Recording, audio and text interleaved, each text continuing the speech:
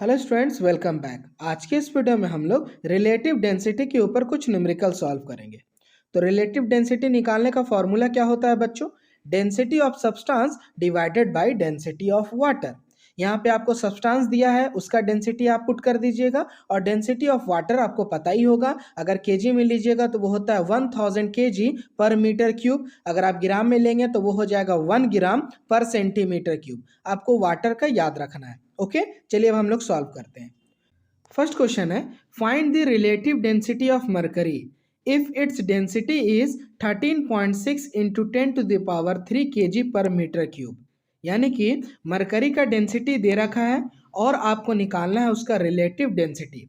तो अभी मैंने आपको बताया कि फॉर्मूला क्या होगा रिलेटिव डेंसिटी निकालने का, density of substance divided by density of water.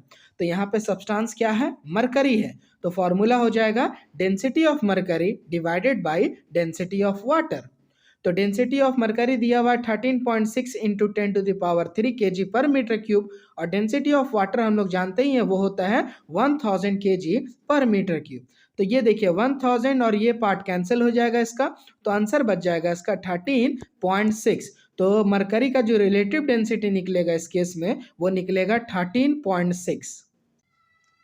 Question number 2 है, relative density of silver is 19.3, density of water is 1000 kg per metre cube, what is the density of silver. इस question में क्या है कि relative density आपका दे रखा है, water का डेंसिटी दे रखा है और पूछा है डेंसिटी ऑफ सिल्वर निकालना। तो फॉर्मूला तो हम लोग सेम इस्तेमाल करेंगे कि relative density is equal to density of silver divided by density of water. तो हमें निकालना है ये चीज को, है ना। तो देखिए ये पार्ट को इससे हम लोग क्या करते हैं, मल्टीप्लाई कर देते हैं, तो ये हमारा डेंसिटी ऑफ सिल्वर अलग हो जाएगा। तो देखिए density of silver is equal to क्या हो जाएगा, relative density into density of water. तो रिलेटिव डेंसिटी दिया हुआ हमारा है 19.3, इसको हम लोग 1000 से मल्टीप्लाई कर देंगे तो हो जाएगा answer 19.3 into 10⁻³ kg per metre cube. ये निकला रिलेटिव डेंसिटी अगर दिया है सिल्वर का 19.3 और वाटर का डेंसिटी दिया हुआ है तो उस केस में जो डेंसिटी निकलेगा सिल्वर का वो निकलेगा 19.3 into 10⁻³ kg per metre cube. Question number 3 है, a solid of mass 600 gram has volume 450 centimetre cube. Then 4 question इसे पूछा है। पहला question, what is the density of this substance, density बताना है। Second, what will be the mass of water displace by the solid, जो water displace करेगा उस water का आपको मास बताना है।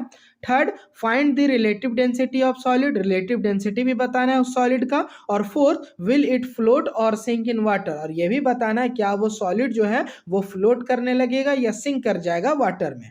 क्लियर है? चलिए क्वेश्चन अच्छा है, हम लोग क्या करते हैं सारे क्वेश्चन को सॉल्व करते हैं। तो देखिए सबसे पहले क्या क्या दिया हुआ है, मास दिया हुआ है, उसके बाद वॉल्यूम दिया हुआ है और पहला क्वेश्चन में हमें निकालने बोला है डेंसिटी।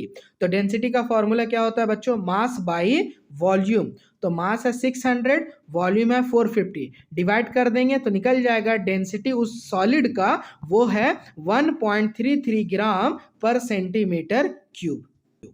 अब सेकंड क्वेश्चन पूछा है, what will be the mass of water displaced by the solid. आपको मास पूछा है वाटर का कि कितना डिस्प्लेस करेगा। ठीक है, चलिए तो जैसे कि हम लोग जानते हैं कि solid will displace water equal to its own volume. जो भी सब्सटेंस है वो उतना ही वाटर को डिस्प्लेस करता है जितना कि उसका खुद का वॉल्यूम होता है। तो इस केस में जो वॉल्यूम है उस ऑब्जेक्ट का वो है 450 सेंटीमीटर क्यूब। ठीक है, तो वाटर कितना डिस्प्लेस करेगा, तो वो करेगा 450 centimetre cube of water. Clear है यहाँ तक? चलिए अब हम लोग क्या जानते हैं कि अगर हम लोग वाटर का डेंसिटी ले ग्राम में तो वो होता है 1 ग्राम पर सेंटीमीटर क्यूब, ये तो पता है। अगर हमें निकालना है मास तो फॉर्मूला लगाना होगा डेंसिटी ऑफ वाटर का। तो density of water is equal to हो गया mass of water divided by volume of water, यानी कि आप डेंसिटी समझ लीजिए। तो क्या हो जाएगा, यहाँ पे हमें मास निकालना है, क्वेश्चन में मास भी बोला है, तो हमें मास निकालने के लिए क्या करना होगा, डेंसिटी ऑफ वाटर को वॉल्यूम ऑफ वाटर के साथ मल्टीप्लाई करना होगा। तो अगर आप इसे मल्टीप्लाई कीजिएगा तो वो निकल जाएगा 450 ग्राम।